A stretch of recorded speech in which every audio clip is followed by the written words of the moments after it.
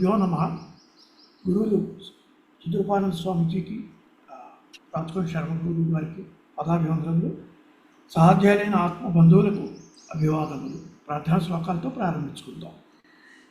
ప్రణామములందరికీ. ఓం శ్రీ గురుభ్యో నమః. ఓంకారం బిందు సంయుక్తం నిత్యం ధ్యాయంతి యోగినః కామదం మోక్షదం చైవ ఓంకారాయ నమో నమః. సదాశివసమారంభాం వ్యాసశంకరమధ్యమాం అస్మదాచార్యపర్యంతాం వందే గురుపరంపరాం. శంకరం శంకరాచార్యం కేశవం బాదరాయణం సూత్రభాష్యకృతౌ వందే భగవంతౌ పునః పునః. ధ్యానమూలం గురోర్మూర్తిః పూజామూలం గురోపదం మంత్రమూలం గురుర్వాక్యం మోక్షమూలం గురుకృపా. హరి ఓం. ఓం భద్రం కర్ణేభిः శృణుయామదేవాः భద్రం పశ్యేమా అక్షభిర్యజత్రాः స్థిరైరంగైः సుష్ठुवागुं संस्तनूभिः व्यशेम देवहितं यदायुः. स्वस्ति न इन्द्रो वृद्धश्रवाः स्वस्ति न पूषा विश्ववेदाः स्वस्ति नस्तार्क्ष्यो अरिष्टनेमिः स्वस्ति नो बृहस्पतिर्ददातु. ओम शांति शांति शांति. ओम भद्रं कर्णेभिः शृणुयाम देवाः भद्रं पश्येमाक्षभिर्यजत्राः स्थिरैरङ्गैस्तुष्टुवागं सस्तनूभिः व्यशेम देवहितं यदायुः. स्वस्ति न इन्द्रो वृद्धश्रवाः स्वस्ति नः पूषा विश्ववेदाः स्वस्ति नस्तार्क्ष्यो अरिष्टनेमिः स्वस्ति नो बृहस्पतिर्दधातु. ओम शांति शांति शांति. सदा शिवसमारंभां शंकराचार्यमध्यमाम् अस्मदाचार्यपर्यन्तां वन्दे गुरुपरम्परां. शंकरं शंकराचार्यं केशवं बादरायणं सूत्रभाष्यकृतौ वन्दे भगवन्तौ पुनः पुनः. श्रुतिस्मृतिपुराणानाम् आलयं करुणालयं नमामि भगवत्पादशङ्करं लोकशङ्करं. హరి ఓం. నిన్న మనం రెండో మంత్రంలో, అంటే మూడో ముండకం మొదటి ఖండం రెండో మంత్రం, మొదటి శ్లోకం మంత్రంలో ఈ రెండు పక్షులు ఉన్నాయని, అంటే ఒకటే వృక్షాన్ని ఆశ్రయించుకుని రెండు పక్షులు, జీవుడు ఈశ్వరుడు. ఈశ్వరుడు సర్వవ్యాపి కదా, కాబట్టి ఈ జీవుడు ఎక్కడున్నాడో దానికి అధిష్టానంగా ఈశ్వరుడు అక్కడే ఉన్నాడు, వేరే ఎక్కడా లేడు. కాబట్టి ఒకటే చోట ఉన్నటువంటి హృదయ స్థానంలో ఉన్నటువంటి వాళ్ళు ఇద్దరు కూడాను. ఒకడేమో ఈ నానా రకాలైనటువంటి ఫలాలను తింటున్నాడు, పిప్పలం స్వాదువత్తి. మరొకడేమో చూస్తున్నాడు, సాక్షిగా ఉన్నాడు ఈశ్వరుడు. ఇక్కడ ఈ సమానే వృక్షే పురుష నిమగ్న అనీషయ, ఈ ఒకటే వృక్షంలో ఇద్దరు ఉన్నటువంటి వాళ్ళు. ఈ జీవుడు ఏం చేస్తున్నాడు? ఒకడేమో ఈశ్వరుడు, రెండవడు అనీషుడు. అనీశ్వరుడు అంటే ఈశ్వరుడు కాదు. ఈశ్వరుడు అంటే ఎవరు? మాయా అధిపతి, ఆయన అధీనంలో అన్నీ ఉంటాయి. జీవుడు అంటే ఎవరు? మాయకి లోబడినటువంటి వాడు జీవుడు. కాబట్టి వాడు అనీషుడు. ఎవరు? జీవుడు. వాడి పరిస్థితి ఎలా ఉంది? జీవుడి పరిస్థితి నా కస్యచిత్ సమర్థహం. ఒకసారి మనం చెప్పుకుందాం, నిన్న మనం ఒకసారి మళ్ళీ చదువుకుందాం. నేను దేనికి సమర్థుడిని కాదు. ఆ పుత్రో మమ వినష్ట, నా కొడుకు చనిపోయాడు, భార్య చనిపోయింది, నా జీవితం ఇంకా అర్థమే లేదు అని దీనభావంతో ఎప్పుడూ కూడా అనీషుడు అయి ఉండంటే ఏమీ చేయలేనటువంటి పరిస్థితిలో ఉంటూ తయా శోచతి, ఆ విధమైన ఏమీ చేతకానితనం, నేను ఏమీ చేయలేకపోతున్నాను, నా చేతిలో ఏమీ లేదు అని బాధపడుతూ దుఃఖిస్తూ శోచతి సంతప్యతే, ముఖ్యమాన మోహంలో పడుతూ అనేకై అనర్థ ప్రకారై మోహన రకరకాల అనర్థాలతోటి శోకిస్తూ అవివేకతయా చింతామాపద్యమాన అవివేకంతో కూడుకున్న వాడు అవివేకం వల్ల నానా రకాలైనటువంటి చింతలతో ఏడుస్తున్నాడు. నిన్న మనం మొన్న క్యాంపులో ఒక ప్రశ్న వేసుకున్నాం, కిం బహుతరి తృణాతని. ఇది యక్షుడు అడిగే ప్రశ్న. గడ్డి కన్నా ఎక్కువగా సంఖ్యలో ఉన్నటువంటి గడ్డి పరకలు కన్నా ఎక్కువగా ఉన్నటువంటిది ఏమిటి అంటే చింతా బహుతరి తృణాత్ అన్నారు యుధిష్ఠిరుడు ధర్మరాజు. చింతే నాయన, మనిషికి చింతే, దీనికి అంత చింత కాదు. ఈ గడ్డి పొరకలు ఎన్ని ఉన్నాయో భూమి మీద, ఒక గడ్డి పొరక ఒక పరిక తీసుకుంటే వాటికన్నా ఎక్కువ సంఖ్యలో ఉన్నటువంటి ఏమిటి మనిషి హృదయంలో మనసులో ఉన్నటువంటి ఆలోచనలు అంటే చింత. ప్రతి ఆలోచన ఏడుపు దుఃఖంతో కూడు అంటే చింతే. అలాంటి చింతలు ఆలోచనలతో నిండిపోయినటువంటిది పుర్రె.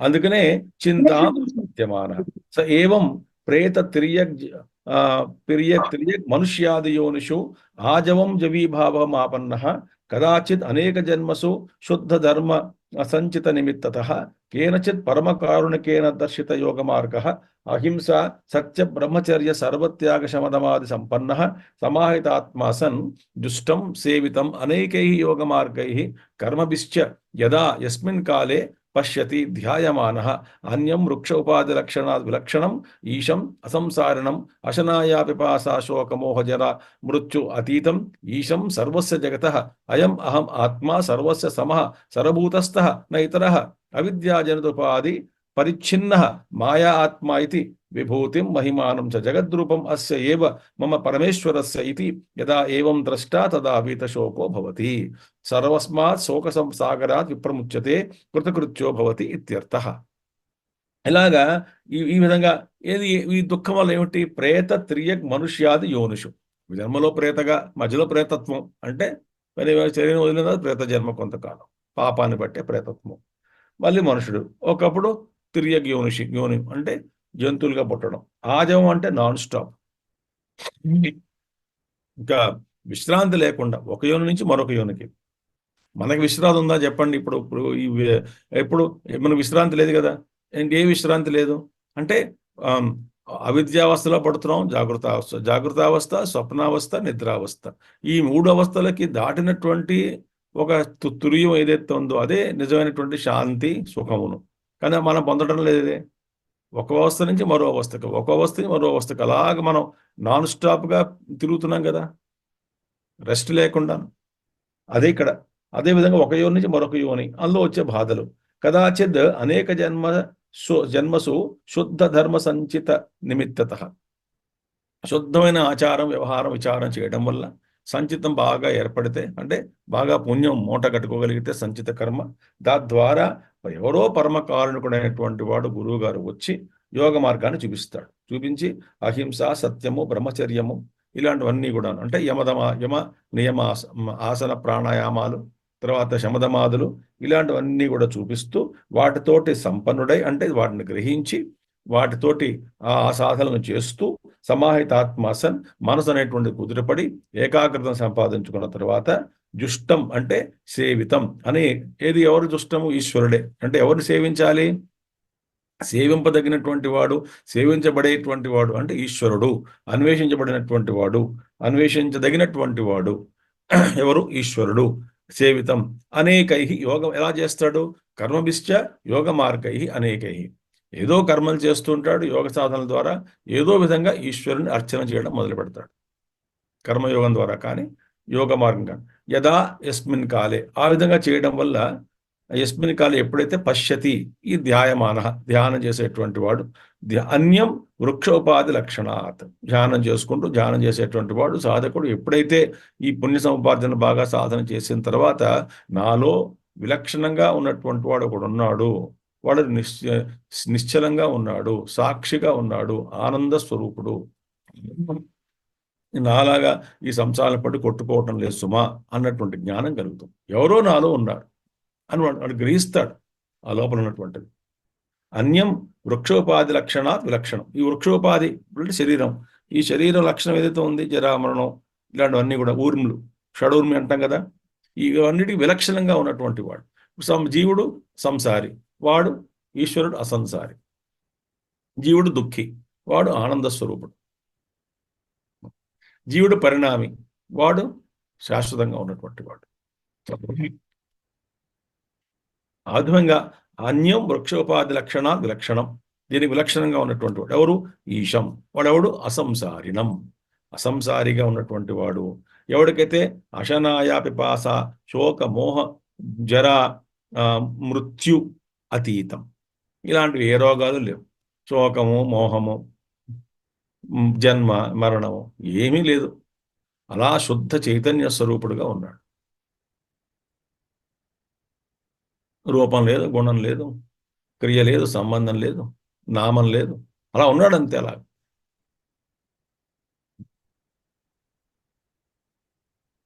ఈశం సర్వస్వ జగత. ఈ జగత్ మొత్తానికి ఈశ్వరుడు, ప్రభువు.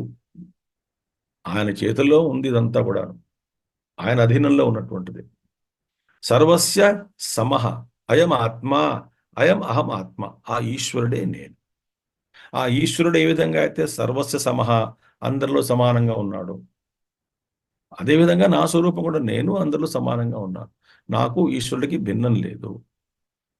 ఆత్మౌపమ్యేన సర్వత్ర సమం పశ్యతి యోర్జున, సుఖం వా ఇది వా దుఃఖం సయోగి పరమోగత. నాకు ఈ ప్రపంచానికి ఏ జీవుడికి భిన్నం లేదు సుమా. ఆత్మ సర్వస్య సమః సరభూతస్థ, అందరి హృదయాల్లో ఉన్నటువంటి వాడిని నేను. యస్మిన్ సర్వాణి భూతాని ఆత్మ ఏవ అభూత్ విజానత. మనం చెప్పుకున్న ఈ మంత్రాలని కూడాను మన క్యాంపులో కూడాను. తత్ర కో శోక కశోక, కో మోహ కశోక, ఏకత్వమను పశ్యత. ఏకత్వాన్ని దర్శించిన వాడికి ఇంకా శోకం ఎక్కడ ఉంటుంది? కాబట్టి జగత అయం అహం ఆత్మ సర్వస్య సమః సరభూతస్థ న ఇతరః. నేను దానికన్నా భిన్నంగా లేని సుమా. ఆ ఈశ్వర స్వరూపమే నాది అని తెలుసుకుంటాడు అనుభవపూర్వకంగా. న ఇతరః అవిద్యాజనత ఉపాధి పరిచ్ఛిన్న మాయా ఆత్మ ఇది. నేను అసలు ఈ అవిద్య కామకర్మలతో కూడుకున్నటువంటిది, ఉపాధి పరిచ్ఛిన్నుడైనటువంటి, అంటే ఉపాధితోటి బద్ధుడైనటువంటి మాయా ఆత్మ, అంటే జీవాత్మ. అంటే మాయాతోటి మాయా అధీనంలో ఉన్నటువంటి జీవాత్మను కాను నేను అని ఆ విభూతిం, విభూతోరు ఈశ్వర విభూతి మహిమానం, గొప్పతనాన్ని, జగద్రూపం అస్య ఏవ. ఈ జగత్తంతా కూడా ఆయన విభూతి, ఇదంతా కూడా ఆయన విభూతే. ఆయనే నిరూపాలో ఉన్నాడు. విభూతి యోగం 10వ అధ్యాయం భగవద్గీత. ఇదంతా కూడా ఆయన రూపాలే. అసలు అసలు ధ్యానం అండి. మనకి ధ్యానం అంటే ఆ చింతనం ఎప్పుడు కూడా జాగృతావస్థలో ఉన్నా, స్వప్నావస్థలో ఉన్నా. చిన్మయాందుల వారు మొన్న నేను 4 రోజులు ఉపన్యాసాలు ఇచ్చాను ధ్యానం మీద, చిన్మయ నోయిడా వాళ్ళకి 4 రోజులు. అక్కడ 10-20 నిమిషాలు ధ్యానం చేసాం కూర్చొని. అసలు ధ్యానం అంటే ఏంటి? అదే 2 రోజులు ఉపన్యాసం, 2 రోజులు ఉపోద్ఘాతం లాగిచ్చి, ఆ 2 రోజులు కూడా మా తేజమంది గారు రాసినట్టు ఒక మంచి పుస్తకం ఉంది, చిన్నది, 10 శ్లోకాలే ఉంటాయి, ధ్యాన స్వరూపం అని. దాని గురించి చక్కగా చర్చించుకున్నాం. అందులో ఆ ఉపన్యాసంలో చిన్మయాందు వారు చెప్పిన ఒక విషయం, ఆయన వేరే ఉపన్యాసాల్లో పుస్తకాల్లో ఉన్నటువంటిది ఒక వాక్యం మంచిది. ఏంటంటే ఆయన ఏమంటారంటే, seeker should control the dreams అంటాడు ఆయన. సాధకుడు స్వప్నావస్థను కూడా తన అధీనంలో తెచ్చుకోవాలి. ఏంటవుతున్నది చూడండి, స్వప్నావస్థ నేను డైవర్ట్ చేయట్లేదు. ఇప్పుడు సాధకుడు ధ్యానము, అప్పుడే ఈ ఆత్మస్థితి అర్థమవుతుంది. ఏమని?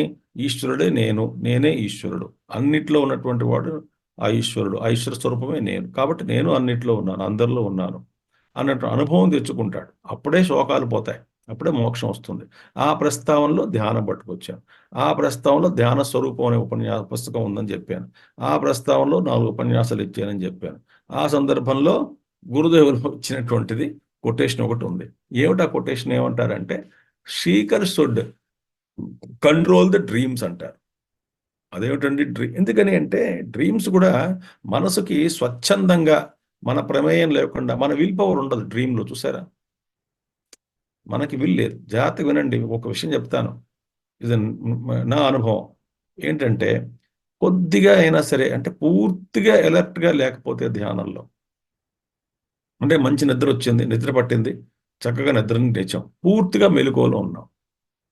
పూర్తిగా మెలకువలో ఉండి అంటే ఎటువంటి 1% కూడా మగత కానీ, లేకపోతే ఒక విధమైనటువంటి ఒక మబ్బులా కానీ, అంటే నిద్ర లేకపోవడం వల్ల కానీ, అలసట వల్ల కానీ, అలాంటివేమీ లేకుండా అప్పుడు ఉంటే చాలా కుదురుతుంది. ఏదైనా చిన్న మగతొచ్చినా అదేంటవుతుందంటే కూర్చుంటాను ధ్యానంలో. కానీ ఏంటో మనసు అనేటువంటిది అలా చెత్త వృత్తులు తీసుకొస్తూ ఉంటుంది.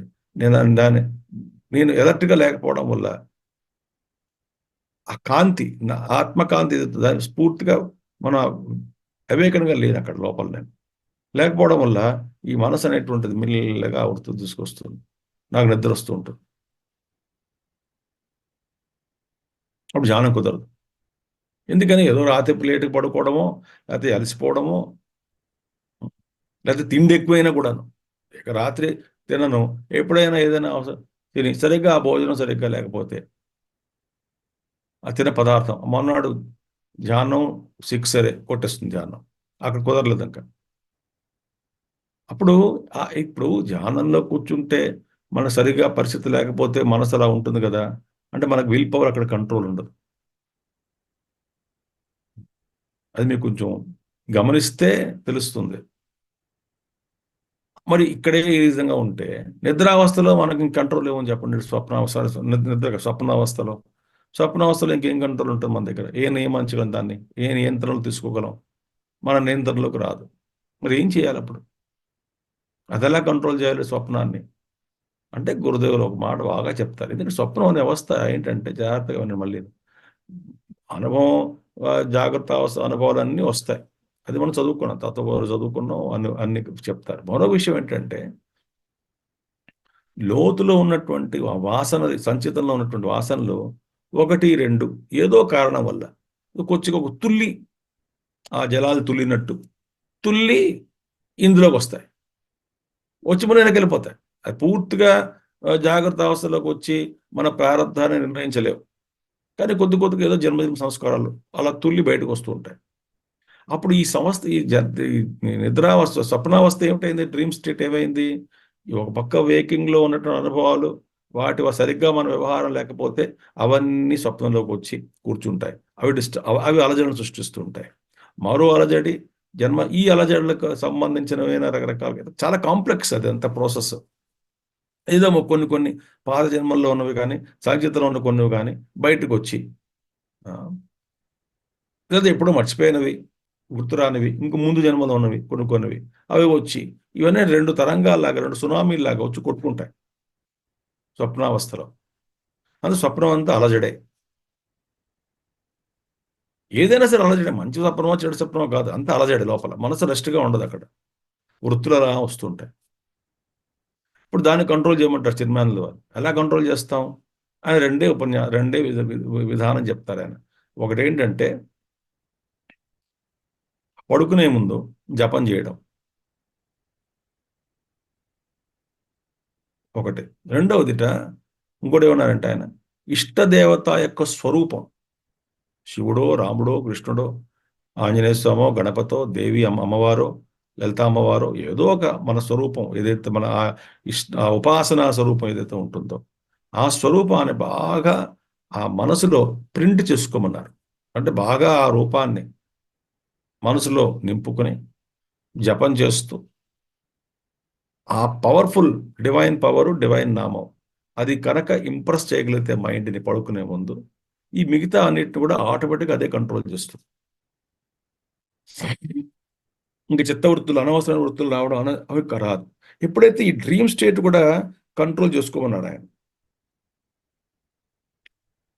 ఇప్పుడు మనకున్న స్వప్నాలు ఏమిటవుతాయి? స్వప్నాల్లో వచ్చిన అలజడులు అవి కొన్ని గుర్తుంచుకోవడం వల్ల లేదా సబ్కాన్షియస్గా కానీ వేకింగ్ స్టేట్ డిస్టర్బ్ చేస్తూ ఉంటాయి. జాగ్రత్త అవస్థలో కూడా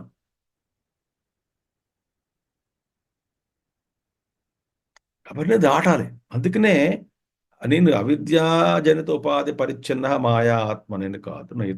నేను ఇతరుని కాదు. ఎవరు? ఇలాగా అవిద్యతో కూడుకున్న మాయా ఆత్మస్వరూపాన్ని కాదు. మహిమానం చ విభూతం జగద్రూపం అస్యయేవ మం పరమేశ్వరస్య. ఈ జగత్తంతా విభూతంతా నారు విభూతియే. ఇది వేరు కాదు. ఈ నా రూపమే, ఈ పరమేశ్వరుడు జగత్తులో ఉన్నటువంటి జగద్రూపంగా ఉన్నటువంటి పరమేశ్వరుడు ఏదైతే ఆయన విభూతో ఇదంతా నా స్వరూపమే సుమా. అస్య ఏవ మమ పరమేశ్వరస్య ఇది యదా ఏవం ద్రష్టా. ఎప్పుడైతే ఈ సాధకుడు తెలుసుకుంటాడో, చూస్తాడో, ద్రష్టా తదా అప్పుడు వీతశోకో భవతి. ఇంకా అప్పుడే నిజమైనటువంటి శోకములన్నీ కూడా పోతాయి. అప్పుడే వీతశోకుడు అవుతాడు, అంటే శోకరహితుడు అవుతాడు. శోకరహితుడు అవుతాడు, ఎటువంటి శోకాలు ఉండవు. అంటే ఏమిటి? సర్వస్మాత్ శోకసాగరాత్ విప్రముచ్యతే. విప్రముచ్యతే పూర్తిగా, ప్రముచ్యతే, ముచ్యతే, ప్రముచ్యతే, విప్రముచ్యతే, విశేషేణ, ప్రకర్షేణ, విశేషేణ, మొత్తం పూర్తిగా. అంటే ఎటువంటి ఇంకా బీజము ఉండదు అందులోపల, ఎటువంటి కర్మ, ఒక్క ఒక్క వాసన కూడా ఉండదు, సమస్తం కూడా తుడిచిపోతాయి. అప్పుడు అసలు లోపల ఏం ఉండదు, ఇంకా శుద్ధ స్ఫటికంలాగా. అప్పుడు ఆ ఆ కాంతి నింపేస్తుంది లోపల. దైవకాంతి అనేటువంటిది, దట్ లైట్ ఆఫ్ కాన్షియస్నెస్ అంటాం, ఆ చైతన్యం నింపుతుంది. అదే కనపడుతుంది. ఇంకా మనం దానిగా ఉంటాం అప్పుడు. కానీ ఎందుకని అప్పుడు ఎందుకు పోతుంది? ద్వైతం ఉండదు కదా, ద్వైతం లేదు. ద్వైతం ఉంటేనే కోరికలు, ద్వైతం ఉంటేనే దుఃఖం, ద్వైతం ఉంటేనే పోగొట్టుకుంటామని భయం.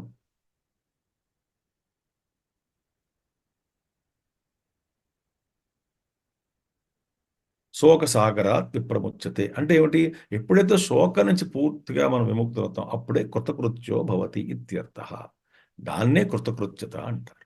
దాన్నే కృతకృత్యం అంటే ఫుల్ఫిల్మెంట్. అది నిజమైనటువంటి తృప్తి. ఈ తృప్తి గురించి పంచదశిలో ఒక అధ్యాయం అంతా ఉంది, 300 శ్లోకాలు. అసలు తృప్తి అంటే ఏమిటి అని మహానుభావుడు విద్యారణుల వారు, పరమ గురువులు, ఆయన చెప్తారు. తృప్తి అంటే ఏంటి? అది మంత్రార్థం. అన్య అపి మంత్ర ఇమం ఏవ అర్థం ఆహా సవిస్తరం. ఈ విషయాన్నే, ఈ అర్థాన్నే విస్తరించి చెప్పబోతుంది ఉపనిషత్తు మరో మంత్రంలో, వచ్చే మంత్రంలో, అంటే 3వ మంత్రంలో. ఈ విషయాన్నే మళ్ళీ ఉపనిషత్తు మనందరికీ బోధపడడానికి విస్తరించి చెబుతున్నది. ఏమిటా మంత్రము? యదా పశ్యతే రుక్మవర్ణం కర్తారమీశం పురుషం బ్రహ్మయోనిం తదా విద్వాన్ పుణ్యపాపే విధూయ నిరంజనః పరమం సామ్యముపైతి. యదా పశ్యతే రుక్మవర్ణం కర్తారమీశం పురుషం బ్రహ్మయోనిం తదా విద్వాన్ పుణ్యపాపే విధూయ నిరంజనః పరమం సామ్యముపైతి.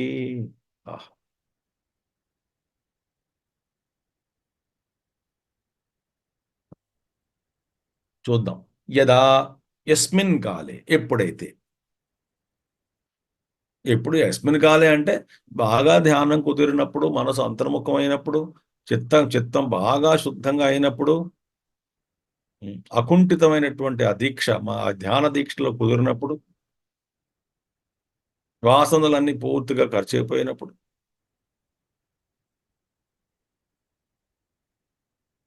ఒక్కసారిగా ఓ ఇది నేనా అని తెలుస్తుంది. రియలైజేషన్ ఎంతసేపు అండి? ఫ్రాక్షన్ ఆఫ్ సెకండ్ అంతే.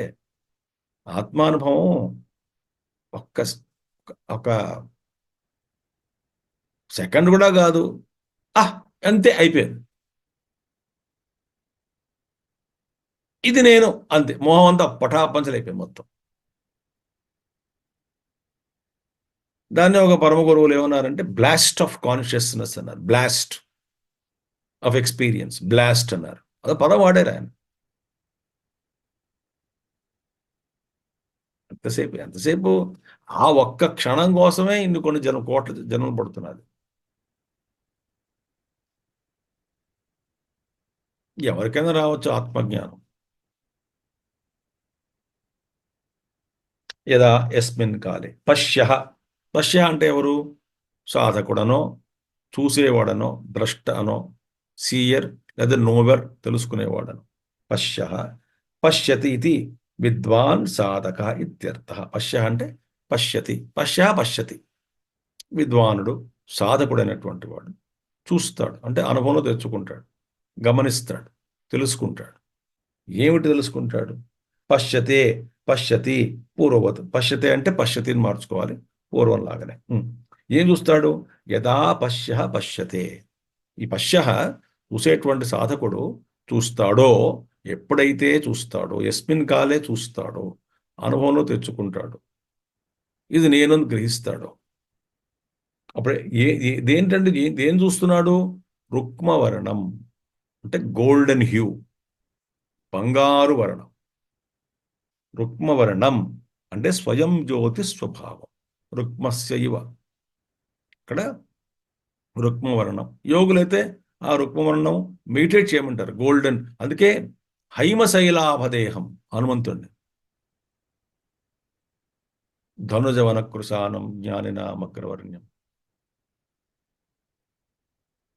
హేమశైల, హైమవతి, హిమ అంటే అది మంచు. ఇక్కడ మనకి గోల్డ్, రక్తవర్ణం, ఐ మీన్ బంగారు వర్ణం. చాలామంది హిరణ్యం అంటాం. హిరణ్య గర్భుడు అంటే బంగారం, బంగారు ఛాయ, బంగారు వన్నె.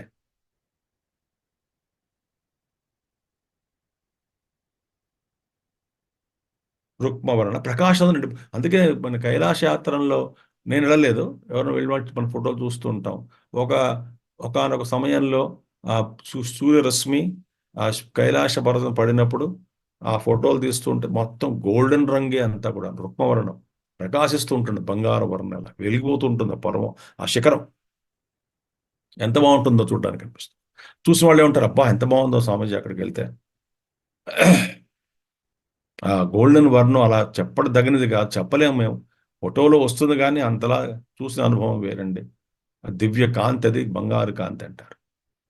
అది మనకి ఈ చక్షులు. ఎందుకని అక్కడ రుక్మవర్ణం అంటే ఏమిటి? స్వయం జ్యోతి అని అర్థం. స్వయం జ్యోతి స్వభావం. బంగారం ఎప్పుడు వెలిగిపోతూ ఉంటుంది.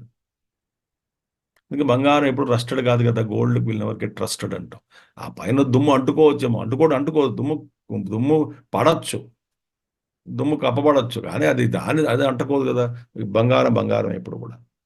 అంటే రుక్మస్యైవ వా, లేదా జ్యోతి స్వభావం రుక్మస్యైవ, బంగారం లాగా జ్యోతి స్వరూపంలా ఉన్నటువంటిది. లేకపోతే జ్యోతి అస్య అవినాశి అంటే అవినాశి. ఈ జ్యోతి అనేటువంటిది అవినాశి అని అర్థం. ఇప్పుడు బంగారు వర్ణం ఎప్పుడైతే ఇంకా బంగారం ఎప్పుడు కొన్నా అలాగే ఉంటుంది. పాత బంగారం అంటే మనకు తరుగు అంటాం కానీ పైన పోయి అంటుకుంది, కానీ లోపల స్వరూపం అలాగే ఉంటుంది, బంగారు స్వరూపం. అందుకే బంగారమే బాగా ఆస్తి అని. ఇప్పటికి కూడా దేశానికి గోల్డ్ రిజర్వ్సే కదా, గోల్డ్ రిజర్వ్స్. రుక్మస్యవ జ్యోతి అస్య అవినాశి అంటే చక్కగా మార్పు చెందనటువంటి కాంతి కలిగినటువంటిది అవినాశి. ఆ రుక్మవర్ణం, అటువంటి రుక్మవర్ణాన్ని చూస్తాడు, ఆ స్వయం జ్యోతిని. ఎవరతను? రుక్మవర్ణం ఎవరిది? కర్తారం అంటే ఈశ్వరుడిది. ఆ రుక్మవర్ణం ఈశ్వర స్వరూపం. కర్తారం సర్వస్య జగత, జగత్తంతటికీ సృష్టికర్త అయినటువంటి ఈశ్వర స్వరూపం రుక్మవర్ణం అంటే స్వయం జ్యోతి స్వరూపం. ఎక్కడ చూస్తాం మనం? హృదయంలో చూస్తాం. ఎక్కడ కనబడదు. హృదయస్థానమే ఆత్మజ్ఞానానికి స్థానం. కాబట్టి అవినాశి, కర్తారం సర్వస్య జగత. ఎవరైనా ఈశం అంటే పురుషం బ్రహ్మయోని. ఈశ్వరుడు పురుషుడు బ్రహ్మయోని. ఆయనే ఈశ్వరుడు, ఆయనే పురుషుడు. పూర్ణత్వాత్ పురుష, పూర్ణత్వాత్ పురుష. ఆయన పూర్ణస్వరూపుడు కాబట్టి పురుషుడు అంటాం. ఈశం ఈశ్వరుణ్ణి. ఆయన ఎవరు? బ్రహ్మయోనిం. బ్రహ్మయోని అంటే ఏమిటి? బ్రహ్మచ తద్యోనిశ్చ అసౌ బ్రహ్మయోని అంటే జగత్ మొత్తానికి ఆ బ్రహ్మే యోని. అంటే ఈశ్వరుడే బ్రహ్మ, కారణ బ్రహ్మ. ఆయనే ఈ సమస్తమైన జగత్తుకి యోని అంటే సోర్స్, కారణము. అనొక అర్థం. లేదా తదశ్చ అసౌ బ్రహ్మయోని తం బ్రహ్మయోనిం, ఆ బ్రహ్మయోని చూస్తాడు. లేదా వా బ్రహ్మణో అపరస్య యోనిం, అపర బ్రహ్మ ఉన్నాడు కదా, అపర బ్రహ్మ అంటే హిరణ్యగర్భుడు. హిరణ్యగర్భుడికి యోని అంటే హిరణ్యగర్భుడికే కారణభూతుడైనటువంటి వాడు ఈశ్వరుడు. ఈశ్వరుడు అంటే ఎవరు? బ్రహ్మే, కారణ బ్రహ్మ. ఆ ఈశ్వరుణ్ణి చూస్తాడు.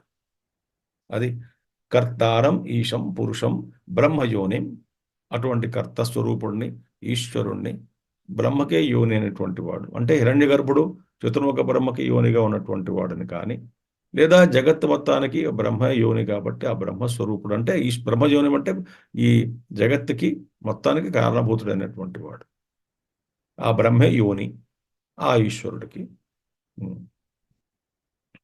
బ్రహ్మణోవా అపరస్య యోని స యదా చ ఏవం పశ్యతి, అలాంటి సాధకుడు ఏ విధంగా ఎప్పుడైతే ఏవం పశ్యతి ఈ విధంగా చూస్తాడో, ఇది తనలో ఉన్నటువంటి స్వయం జ్యోతి స్వరూపము ఎప్పుడు కూడా శాస్త్రంగా ఉండేటువంటిది, మార్పు చెందినటువంటిది, వ్యాపకమైనటువంటిది. కానీ గ్రహించేది ఎక్కడ? హృదయంలోనే చూస్తాడు.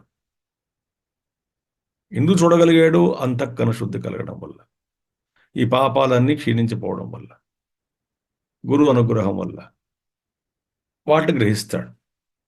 అపరస్య యోనిం స యదా ఏవం చ పశ్యతి తదా, అప్పుడు ఆ కాలంలో ఆ సమయంలో అంటే అది జరిగినప్పుడు స విద్వాన్ పశ్య, అటువంటి విద్వాన్, విద్వాన్ అంటే ఈ పండితుడు జ్ఞాని అని అర్థం. ఈ అంటే పశ్య అంటే ఇక్కడ సీకర్ సాధకుడు, విద్వాన్ సాధకుడు, పుణ్యపాపే బంధనభూతే కర్మణి సమూలే విధూయ, ఈ పుణ్యపాపములు ఏది బంధనాలు అవన్నీ కూడాను అంటే బంధనభూతములైనటువంటి పుణ్యపాపములు అంటే కర్మలు, పుణ్యపాప కర్మలని అన్నింటినీ సమూలే విధూయ, విధూయ అంటే నిరస్య దగ్ధ్వా అని అర్థాలు. అంటే ఈ సమూలమే పుణ్యపాపాలన్నింటినీ పూర్తిగా కూడా దగ్ధం చేసుకుంటాడు. నిరస్య అంటే డిస్ట్రాయ్ చేయడం, ఎక్స్పెల్డ్ బయట తోసేయడం, అంటే దగ్ధ్వా హ్యావింగ్ బర్న్డ్. ఇవన్నీ ఒక్కసారిగా ఈ పాప పుణ్యాలు అంటే కర్మలు అన్ని పూర్తిగా దగ్ధం అయిపోతాయి. ఎప్పుడు? ఆయన చూసినప్పుడు, ఆ అనుభవం ఆత్మతత్వాన్ని చూసినప్పుడు అన్నీ కూడా దగ్ధం అయిపోతాయి.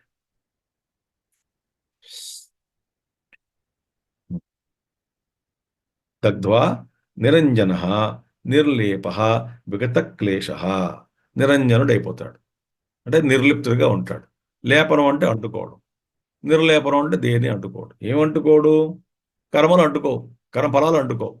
అప్పుడేమిటి? ఎప్పుడైతే అంటుకోదో విగత క్లేశ, క్లేశములు ఏమి ఉండవు, ఇంకా అన్ని క్లేశాలు పోతాయి, అన్ని దుఃఖాలు పోయాయి. అవిద్య అస్మిత రాగద్వేష అభినివేశ ఇవే పంచక్లేశాలు యోగశాస్త్రాలు చెప్పడం జరిగింది. ఈ 5 క్లేశాలు పోతాయి. విగత క్లేశ, అప్పుడు ఏమిటవుతుంది? పరమం ప్రకృష్టం నిరతిశయం, ప్రకృష్టమైనటువంటిది అంటే అన్నిటికన్నా ఉత్తమమైనటువంటిది, శ్రేష్టమైనటువంటిది, అతీతమైనటువంటిది. నిరతిశయం అంటే ఏమిటి? సాటి లేని, దానికి ఇన్కంపారబుల్. నిరతిశయం అంటే దానికి మించినటువంటిది ఇంకొకటి ఏమీ లేదు, దానికన్నా అతిశయంగా ఉన్నటువంటిది ఏం లేదు ఇంకా. అంటే దానికి పైన ఇంకేమీ లేదు, దానికి కారణంగా ఇంకేమీ లేదు, దానికి సమానంగా ఇంకేమీ లేదు. అంటే సాటి లేనటువంటి ఆత్మతత్వం, ఆ ఈశ్వరతత్వాన్ని నిర్లేప విగత క్లేశ పరమం ప్రకృష్టం నిరతిశయం సామ్యం సమతాం. ప్రకృష్టం నిరతిశయం సామ్యం అంటే సాటి లేనటువంటి సమానతను, సామ్యం సామ్యావస్థ. సమం సర్వేషు భూతేషు తిష్టంతం పరమేశ్వరం,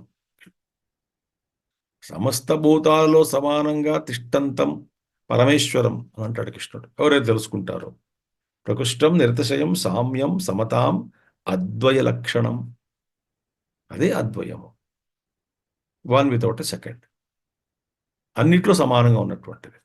అద్వయ లక్షణం అంటే సారం, ఎసెన్స్గా ఉన్నటువంటిది. అందుకనే చాందోగ్యంలో వస్తుంది, ఈ సారం ఏమిటి ఇది, దీని సారం ఏమిటి ఇది, దీని సారం ఏమిటి ఇది, దీని సారం ఏమిటి ఇది. అల్టిమేట్లీ అంతా ఓంకార స్వరూపమే. అక్కడ ఆపిస్తారు. సర్వం ఓంకారమే.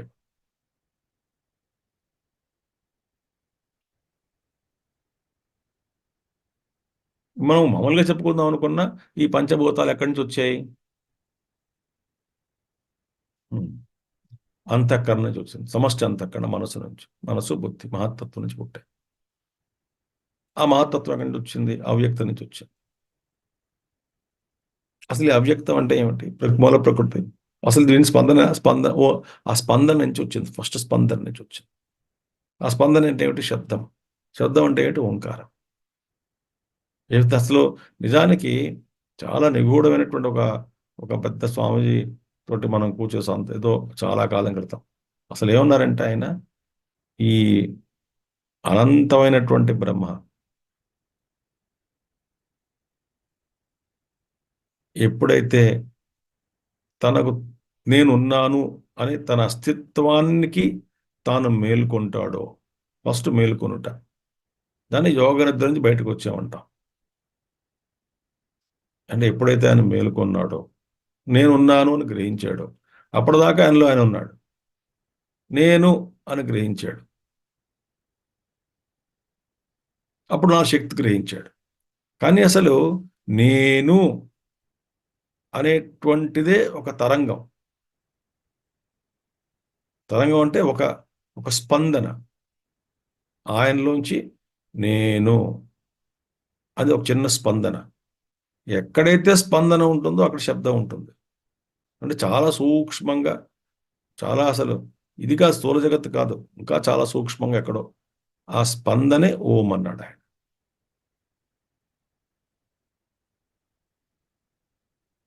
మహాత్ములు రకరకాలుగా చెప్పుకుంటూ వస్తారు సాధన చేసుకోవడానికి. అక్కడి నుంచి వచ్చింది ఓం. ఆ మొట్టమొదటి స్పందన ఓంకారం. అలాగే ఓంకారమే సారము అని వస్తుంది ఉపనిషత్తుల్లో. ఓంకారం అంటే ఏంటి? అక్కడ వచ్చిన నేను. ఆ నేను శుద్ధమైన నేను, అసంసారి నేను. అసంసారి నేను. ఆ నేను ముందు నేను అని వచ్చిన తర్వాత, ఓ నాకు ఈ శక్తి ఉన్నది అని రెండవది శక్తిని గుర్తిస్తాడు. తనలో ఉన్నటువంటి అనంత శక్తిని గుర్తిస్తాడు. దానికి శక్తికి మేలుకుంటాడు. అంటే శక్తి నాలో ఉన్నదని గ్రహిస్తాడు. ఆ శక్తి నా అధీనంలో ఉందని తెలుసుకుంటాడు. నాకు శక్తి ఉంది, నేనున్నాను, అహమేకం, నేను ఒక్కడనే, శక్తి ఉంది, లెట్ అస్ బికమ్ మెనీ అన్నాడు. లెట్ మీ బికమ్ మెనీ అనుకున్నాడు. బౌస్యాం అని ఇదంతా సృష్టించాడు. ఆనంద కూడా బ్రహ్మాండాలు సృష్టించాడు. దేని ద్వారా? ఆ శక్తి ద్వారా. దాని విడగొట్టి చెప్పుకోవాలనుకుంటే సంకల్పం కామేశ్వరుడిది, సృష్టి అంతా కామేశ్వరిది. రెండు ఆయనే. ఆ విధంగా వస్తుంది. కాబట్టి అక్కడ అసలు ఏంటిదంతా అద్వయ లక్షణం. అదే పరమం సామ్యం. ఆ ఉన్నది ఒకటే వస్తువు అని తెలిసినప్పుడు అసలు అందుకనే ఇప్పుడు అసలు అక్కడ అన్న స్పందన కూడా లేనప్పుడు ఏముంటుంది? అసలు నేనున్నాను కూడా ఆయన తెలియదు. ఆయనలో ఉన్నాడు అనంత స్వరూపుడు. నేనున్నాను కూడా ఆయన తెలియదు. ఉంటే ఆయన మేల్కొన్నట్టే, కానీ తనలో తాను ఉన్నాడు. అలా ఉన్నాడు. అసలు ఏమి అక్కడ ఏంటి? అక్కడ ఏమీ లేదని అర్థం. ప్యూర్ ఎగ్జిస్టెన్స్ ఉంది. ఆ ఉంది అని కూడా తెలియదు. ఆయన అన్నాడు. మనంగాను నిద్రలో ఉన్నాం. మనం ఉన్నాం, కానీ మనం ఉన్నామని మనకు తెలియదు.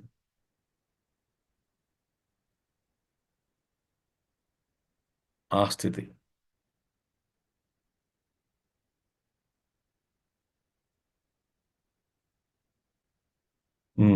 అద్వయ లక్షణం ద్వైత విషయాన్ని సామ్యాని.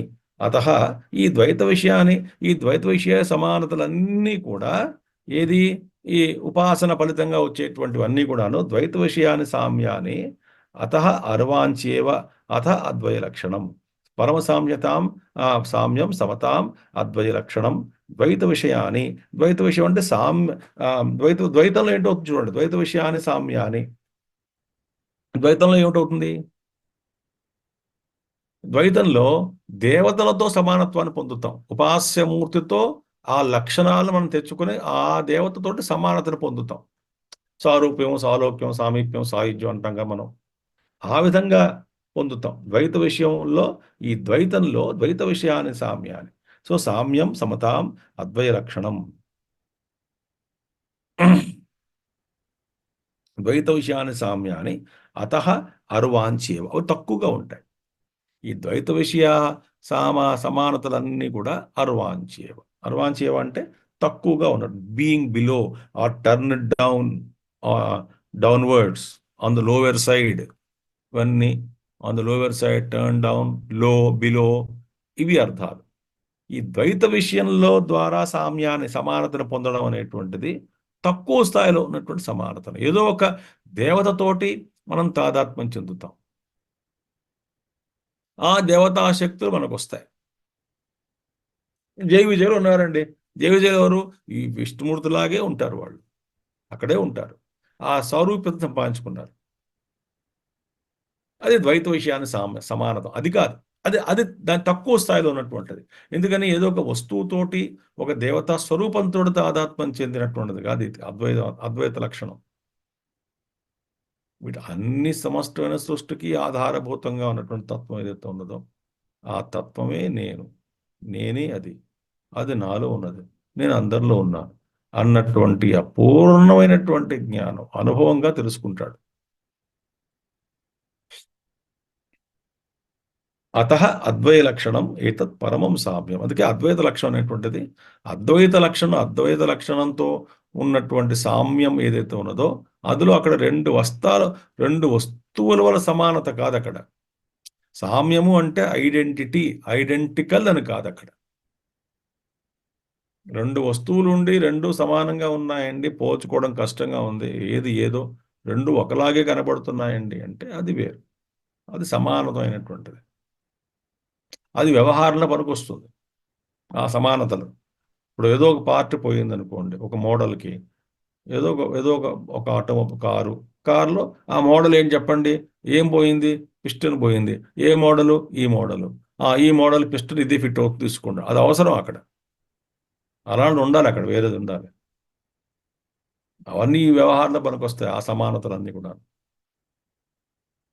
కానీ ఆత్మజ్ఞానంలో పరమం సామ్యం అంటే ఏమిటి? అసలు ఇవన్నీ కూడా లేకుండా ఉన్నటువంటి ఒకటే అద్వయం.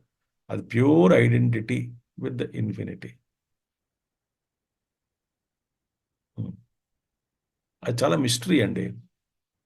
చాలామంది సిద్ధ పురుషులు, యోగులు ఏమంటారంటే, అద్వయానుభవానికి పోల్చి చూసేటువంటి, పోల్చి చెప్పి ఉదాహరణంగా చెప్పేటువంటిది ఏదైనా ఈ లోకంలో అలాంటి అనుభవాలు ఉంటే దీని ఉదాహరణంగా తీసుకోవచ్చు నాయన.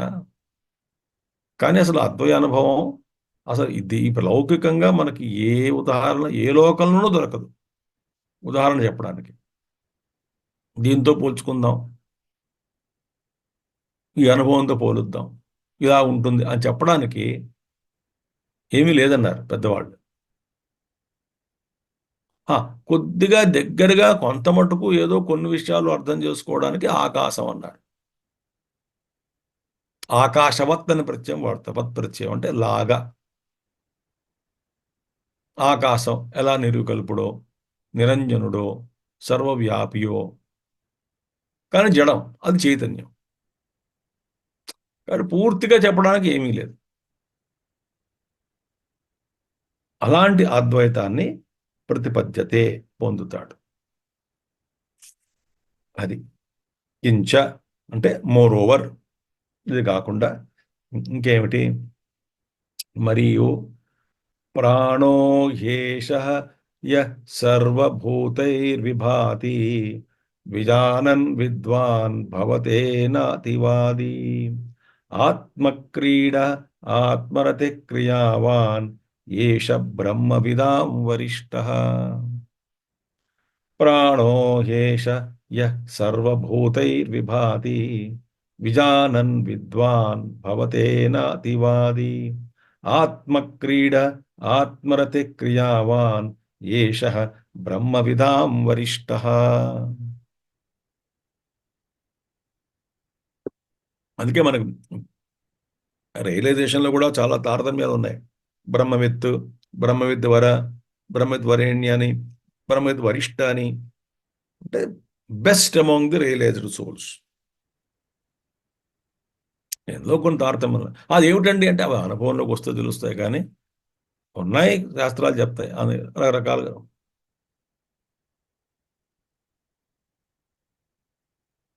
ఇప్పుడు ఏమిటది? యహ అయం ప్రాణస్య ప్రాణ.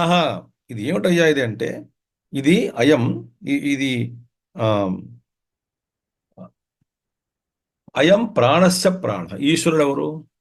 ప్రాణానికి ప్రాణము అని చెప్పారు. ప్రాణస్య ప్రాణ, చక్షుషక్షు, శ్రోత్రియస్య శ్రోత్రియో, మనసో మనోయ అని వస్తుంది ఉపనిషత్తులో. Mind of the mind, I of the I, year of the year అని. ప్రాణానికే ప్రాణము. ఎవరది? అయం ప్రాణస్య ప్రాణ. ఎవరు? పర ఈశ్వర, పరమేశ్వరుడు. ప్రాణస్య ప్రాణ, ప్రాణానికే ప్రాణము. ఏష అంటే ప్రకృత. మనం ఇప్పుడు చర్చించబడేటువంటి తత్వం ఏదైతే ఉందో ఆయన పరమేశ్వరుడు, ప్రాణానికి ప్రాణుడు. సర్వభూతై బ్రహ్మాది స్తంభ పర్యంతై ఇత్తంభూత లక్షణే తృతీయ. ఈయన ఈ హిరణ్యగర్భుడు మొదలుకొని బ్రహ్మ నుంచి స్తంభ పర్యంతై అంటే గడ్డిపోచ చివరికి వీరు కూడా బ్రహ్మాది స్తంభ పర్యంతం, స్థావర పర్యంతం అన్నీ కూడా అక్కడి నుంచి ఈ కింద వరకు కూడాను సర్వభూతై ఇత్తంభూత లక్షణే. ఈ విధంగా ఈ లక్షణంతో కూడా అది ప్రాణమైనటువంటి వాడు అంటే సమ్ముడికి ఆధారంగా ఉన్నటువంటి వాడు ఆ ఈశ్వరుడు. బ్రహ్మ దగ్గర నుంచి హిరణ్యగర్భుడి నుంచి గడ్డిపరచ వరకు మొత్తం అన్నిట్లో ఉన్నటువంటి వాడు, అందరితోటి ఉన్నటువంటి వాడు. ఇక్కడ ఏమన్నారంటే భూతై సర్వభూతై ఇత్తంభూత లక్షణే తృతీయా. భూతై అంటే third case, instrumental third case. అంటే ఏమిటి ఇక్కడ అర్థం? అన్ని ప్రాణులతో పాటు, విత్ అని అర్థం. ఇక్కడ అంటే ఏమిటి? థర్డ్ కేసు వస్తుంది. సర్వభూతస్థ సర్వాత్మా సన్ ఇత్యర్థ. అంటే థర్డ్ కేసులో ఇన్స్ట్రుమెంటల్ కేసు. థర్డ్లో ఏమిటి వస్తుంది? ఇక్కడ ఈ కాంటెక్స్లో ఏంటంటే విత్ అనో బై అనో రకరకాలుగా వస్తాయి. కానీ ఇక్కడ ఈ కాంటెక్స్లో ఏమిటి? ఇన్ ద ఫార్మ్ ఆఫ్ అని అర్థం. In the form of. In the form of అంటే ఏమిటి? ఈ రూపాలలో, ఈ అన్ని రూపాలతో ఈ రూపాల్లో ప్రకాశిస్తున్నాడు. అన్ని రూపాలతో ఉన్నాడు అంటే అన్ని రూపాలుగా ప్రకాశిస్తున్నాడు.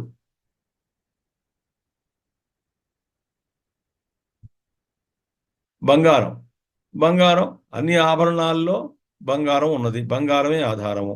బంగారమే అన్ని ఆభరణాలుగా ప్రకాశిస్తున్నది.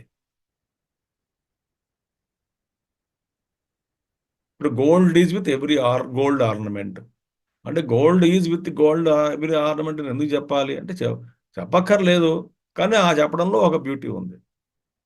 అంటే ప్రతి ఆభరణం బంగారు ఆభరణము నథింగ్ బట్ బంగారం చెప్పడం. అలాగే ఈ అన్ని ప్రాణుల్లోనూ అందరితోనూ ఉన్నటువంటి వాడు, సమానంగా ఉన్నటువంటి వాడు. ఆయా విశేషాలతో ఒక ఉపాధిని బట్టి ఆ విశేషాలతో కూడుకున్నటువంటి వాడు. స్వరభూతస్థ ప్రాణస్వరూపంగా, ప్రాణానికి ప్రాణంగా ఉన్నటువంటి వాడు ఈశ్వరుడు అందరి హృదయాల్లో ఉన్నాడు. సర్వాత్మ సన్ ఇత్యర్థ. ఎలా ఉన్నాడు? అందర్భూతాల్లో స్థితుడై సర్వులకు ఆత్మగా ఉన్నాడు. సర్వులకు ఆత్మగా ఉన్నాడు. ఆయన విభాతి. విభాతి అంటే ఏమిటి? షైనింగ్. అంటే వివిధం భాతి, వివిధం దీప్యతే అనండి. ఇక్కడ వివిధం భాతి దీప్యతే అంటే ఆయనే అనేకులుగా ప్రకాశిస్తున్నాడు. అన్ని ప్రాణాల్లోనూ, అందరి జీవుల్లోనూ ప్రాణానికి ప్రాణంగా ఉన్నటువంటి వాడు, అందరికీ ఆధారభూతంగా ఉన్నటువంటి వాడు, అందరికీ ఆత్మ అయినటువంటి వాడు. ఆయనే ఇన్ని రకాలుగా ఇన్ని రూపాలతో ఉంటున్నాడు, ప్రకాశిస్తున్నాడు అని అర్థం. కాబట్టి సర్వభూతై విభాతి. అటువంటి ఆయన విభాతి వివిధం దీప్యతే. ఏవం స్వరభూతస్థం యహ సాక్షాత్ ఆత్మభావేన అయం అహం అస్మి ఇది విజానన్. తెలుసుకుంటారు. అలాంటి ఆయన ఎవరు తెలుసుకుంటారు? ఎలా తెలుసుకోవాలి అంటే స్వరభూతస్థం అందరి హృదయాలలో ప్రాణులలో ఉన్నటువంటి వాడు యహ ఎవరైతే సాక్షాత్ ఆత్మభావేన. అది తెలుసుకుంటున్నాను. ఎలా తెలుసుకుంటున్నాను? అందరి హృదయాలలోనూ, అందరి హృదయాలు ఉన్నటువంటి వాడు, సమస్త భూతముల్లో ఉన్నటువంటి వాడు, అందరికీ ఆధారభూతుడైనటువంటి వాడు, అందరిలో ఉన్న ప్రాణులకి ప్రాణంగా ఉన్నటువంటి వాడు ఆ ఈశ్వరుడు ఎవడైతే ఉన్నాడో ఆ ఈశ్వరుడు ఆత్మభావేన ఆయనే నేను అని తెలుసుకోవాలి.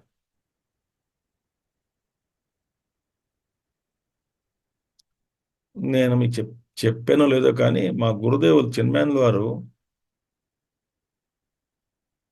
మామూలుగా ఉత్తరాలు మనం రాసినప్పుడు, అంటే ఆ రోజులు ఈమెయిల్స్ ఏం లేవు, ఉత్తరాలు రాసినప్పుడు ఆ కిందని ఏదో భవదీయులనో, లేకపోతే యువర్స్ ఫెయిత్ఫుల్లీ అనో, లేకపోతే ఎట్ యువర్ సర్వీస్ అనో ఏదో రకాలు రాసి పంపిస్తుంటాం. ఇట్లు ఆశీస్సులతో అనో, అయితే మీ అనో ఏదో మొత్తానికి ఎంట్రీ చేస్తాం, మనం సొంతంగా పెడతాం. ఆయన ఉత్తరాలు రాసేటప్పుడు ఏం రాస్తారు తెలుసా? దై ఓన్ సెల్ఫ్ అని రాస్తారు. దై ఓన్ సెల్ఫ్ అంటే నీలో నువ్వు ఆత్మగా అది నేనే. దై ఓన్ సెల్ఫ్ స్వామి చిన్మయానంద అని అంట. దై ఓన్ సెల్ఫ్ అని సంతకం పెట్టేవాడు ఆయన. అలా పెట్టడానికి ధైర్యం ఉండాలి కదా. ఉత్తరే పెట్టడం కాదు, ఆయన అనుభవంలో ఉన్నాడు కాబట్టి, తెలుసుకున్నారు కాబట్టి ఆయన అలా రాయగలిగాడు ఆయన. సో ఆత్మభావేన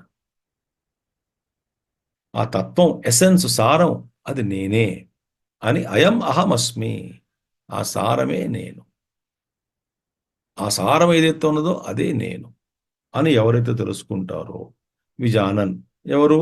విద్వాన్ వాక్యార్థ జ్ఞానమాత్రేణ స భవతే భవతి. వాక్యార్థ జ్ఞానమాత్రేణ. దీనికి చెప్పాలని చాలా చెప్పుకోవచ్చు దీని మీద, జాగ్రత్త వినండి.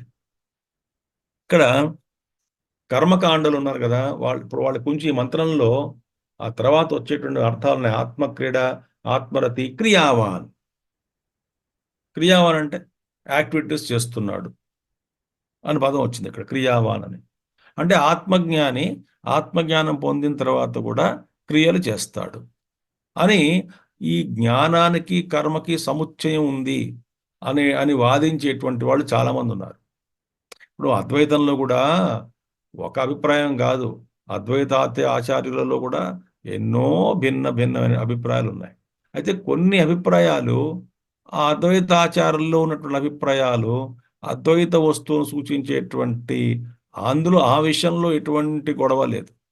కాబట్టి ఆ అభిప్రాయాల్లో కొన్ని సాధారణంగా కొన్ని ఆలోచనల్లో వేరుండొచ్చేమో, కానీ ఆ లక్ష్యం ఏది? ఆ అద్వైత వస్తువు. దాని ప్రస్తావనలో, దాని విషయంలో వాళ్ళకి ఎటువంటి గొడవలు లేవు. అదొక తరగతి ఈ అద్వైతంలో కొంతమంది. కానీ ఈ కర్మకాండ ఉపాసకులు ఉన్నారు కదా, వాళ్ళు అద్వైతంతో యుద్ధం చేస్తుంటారు. ఏమిటది? వాళ్ళ గొడవ ఏంటంటే అసలు క్రియ లేకుండా ఎలా ఉంటాడు, కాబట్టి సముచ్చయం ఉండాలి. జ్ఞానం కర్మ సముచ్చయం వలనే తెలుస్తుంది. అంటే ఆత్మజ్ఞానం పొందిన తర్వాత కూడా ఇక్కడ ఉపనిషత్తు క్రియావాన్ అన్నాడు కాబట్టి, కాబట్టి ఉపనిషత్తు అన్నది కాబట్టి, అంటే ఆయన క్రియలలో ఇన్వాల్వ్ అవుతాడు, కర్మలు చేస్తూ ఉంటాడు ఎప్పుడు ఆత్మజ్ఞానం పొందిన తర్వాత కూడా. అంటే ఏమిటి? ఆత్మజ్ఞానం పొందిన తర్వాత కూడా ఇంకా సాధన చేయాలనో, పూర్ణంగా కలగలేదనో, కర్మలు చేయాలి, ఇలా వాళ్ళు వ్యవహారాలు తీస్తారు. కానీ ఇక్కడ అసలు ఆత్మజ్ఞానం పొందిన తర్వాత అసలు కర్మ ఉండదు, కర్మ ఇంకా చేయక్కర్లేదు. అంటే కర్తృత్వం ఉండదు అక్కడ, కర్తే ఉండడు అక్కడ, కర్మ ఎక్కడ ఉంటుంది ఇంకా? అది ఏది ఎలా ఉంటుంది? కర్తృత్వం ఉంటేనే అదేదో బర్న్ట్ రోప్, కాలిపోయిన తాడులా కనబడుతుంది. అహంకారము, ఈ జీవన్ముక్తులకి అహంకారం ఉంటుంది. అది అహంకారం ఎలా ఉంటుంది? కాలిపోయిన తాడులా ఉంటుంది. కాలిపోయిన తాడుగా కనపడుతున్నది, కానీ ముట్టుకుంటే భస్మమే. ఆకృతి అలా ఉన్నది, కానీ ఆకృతిని చూసి మోసపోకూడదు. అది అది అది ఎటువంటి బంధానికి పనికిరాదు. అది ఆ విధంగా ఉంటుంది అహంకారం ఎవరికి? జీవన్ముక్తులకి. కాబట్టి వాళ్ళు కర్మ చేయరు. కర్తృత్వం లేకపోతే కర్మ ఎక్కడ వస్తుంది ఇంకా? కాబట్టి ఈ మంత్రాల, కాబట్టి ఇక్కడ స్పష్టంగా చెప్తున్నారు ఏంటంటే, తెలుసుకున్న తర్వాత దాని సాధన చెయ్యాలి అనేటువంటిదే ఉండదు ఇక్కడ వేదాంతంలో. జ్ఞానంలో తెలుసుకోవడమే పూర్ణత్వాన్ని పొందడం.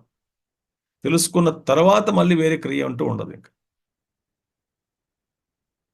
మామూలుగా ఇతర విద్యల్లో ఏమిటి? తెలుసుకోవాలి, తర్వాత చెయ్యాలి. వంట జ్ఞానం తెలుసుకున్నాం.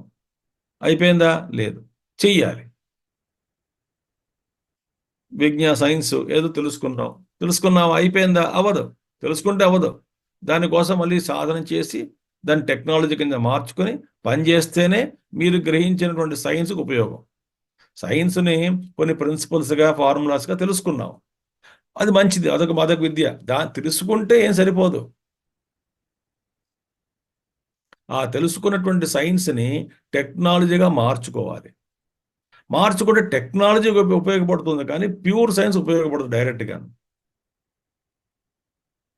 ప్యూర్ సైన్స్ డైరెక్ట్గా ఉపయోగపడదు, టెక్నాలజీగా మార్చుకోవాలి. కాబట్టి వీళ్ళు ఏమంటారు, ఆ ఉత్తనే వేదాంతం అటుకు వింటే సరిపోదు, విన్న తర్వాత కూడా మీరు మళ్ళీ కొంత సాధనలు చేయాలి. అందుకే ఇక్కడ క్రియావాన్ క్రీడతి అని చెప్తారు అని చెప్పారు, క్రియావాన్ అన్నారు. కాబట్టి మీరు ఆ ఉత్తనే వేదాంతం నుంచి సరిపోదు. కానీ ఇక్కడ ఏంటి, ఆచార్యులు వారు ఏమంటారు, వేదాంతంలో అసలు శ్రవణ మాత్రేణ జ్ఞానం భవతి, అదొక మంత్రం, అదొక సూత్రం ఉంది. అంటే అసలు నిజంగా వినడం ఉంటే విన్న తర్వాత అక్కడ ఇంకా చేయాల్సింది ఏమీ లేదు, తెలుసుకోవడమే. ఇప్పుడు ఏదో కారణం వల్ల నేను మర్చిపోయాను, నా పేరు మర్చిపోయాను, నేను స్త్రీనా పురుషుడినా మర్చిపోయాను, ఏదో కారణం వల్ల. అప్పుడు నేను తెలుసుకోవడం, జ్ఞప్తి చాలు నాకు. జ్ఞప్తి మాత్రేన జ్ఞానం భవతి. ఎవరో వచ్చి నాకు చెప్పారు, నువ్వు ఇది సుమా గుర్తెచ్చుకున్నావా? నాకు గుర్తుకొచ్చింది. నువ్వు ఈ జెండరు, మగవాడివి, పురుషుడివి తెలుసుకున్నావా? తెలుసుకున్నాను, అయిపోయింది. ఇంకా చేయాల్సిన ఇంకేం లేదు అక్కడ. అది ఇక్కడ చెప్తున్నారు, వాక్యార్థ జ్ఞానమైత్రేణ. వాక్యార్థాలు గురువు చెప్తుంటాడు. ఇక్కడ వాక్యార్థ జ్ఞానము అంటే ఆ వాక్యము యొక్క అర్థ జ్ఞానము అని అర్థం. ఇక్కడ అర్థ జ్ఞానము అది ఎలా అంటే ఆ వాక్యానికి ఉన్నటువంటి అర్థము, ఆ అర్థానికి సంబంధించినటువంటి జ్ఞానం అది కలిగించుకోవాలి. ఈ జ్ఞానం కలగాలి అంటే మీకు ఉదాహరణ చెప్తాను. ఆ వాక్యార్థ జ్ఞానం ఇక్కడ కొంచెం చాలా మంది తప్పుగా అర్థం చేసుకుంటారు. అంటే అయిపోయిందండి, అర్థం చేసుకున్నామండి, అదే మోక్షం అనుకుంటారు. కాదు, అర్థం అవడం అంటే ఏమిటి ముందు అర్థం చేసుకోవాలి. వాక్యార్థమే, కానీ అర్థమైంది అంటే అర్థం ఏమిటి?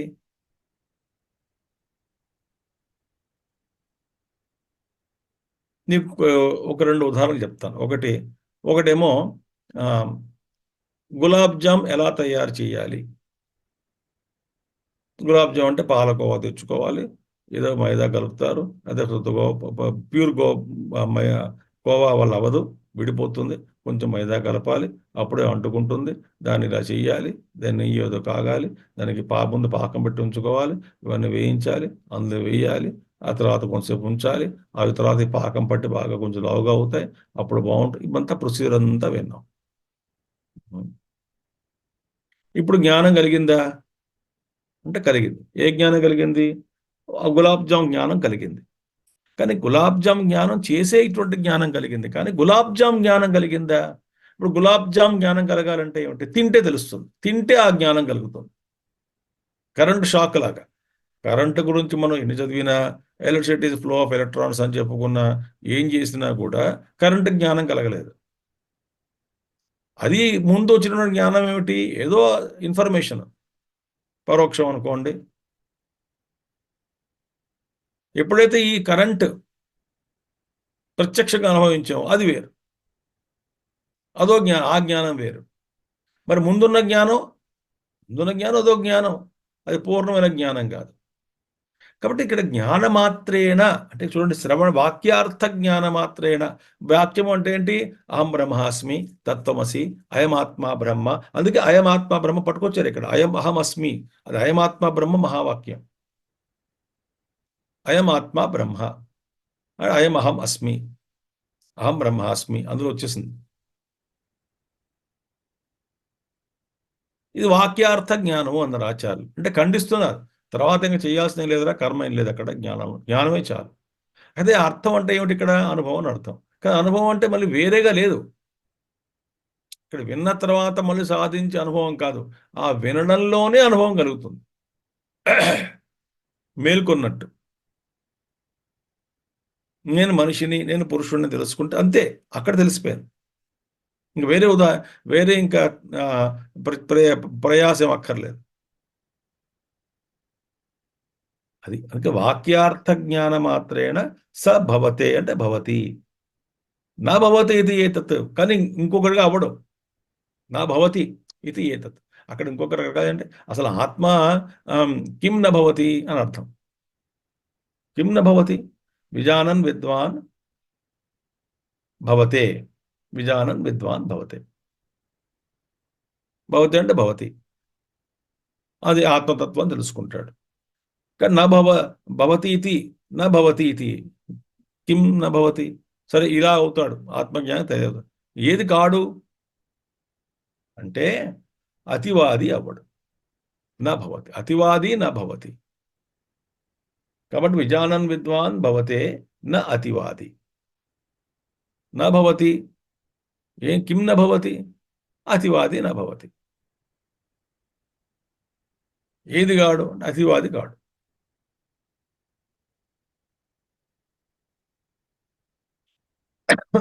అతివాది అంటే ఏమిటి?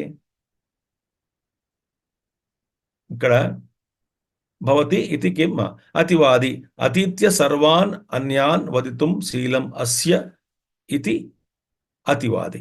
ఈ అతివాది అనేటువంటిది ఏమిటో రేపు చూద్దాం మనం.